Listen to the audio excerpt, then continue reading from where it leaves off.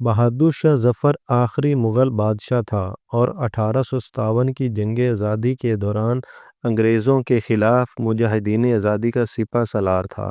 جنگ آزادی کی ناکامی کے بعد بہادر شاہ ظفر نے 21 ستمبر 1857 کو جنرل ہڈسن کے آگے ہتھیار ڈال دیے اور اس کے بعد انگریزوں نے بہادر شاہ ظفر کے خلاف غداری کے الزام کے تحت 27 جنوری 1858 کو مقدمہ شروع کر دیا اور 9 مارچ 1858 کو اس مقدمے میں بہادر شاہ ظفر کو سزا سنا دی گئی۔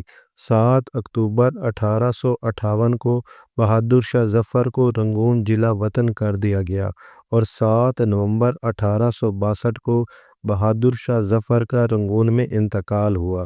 رنگون میں ہی بہادر شاہ ظفر نے اپنی مشہور غزل لکھی جس کا مقطع بہت مشہور ہوا۔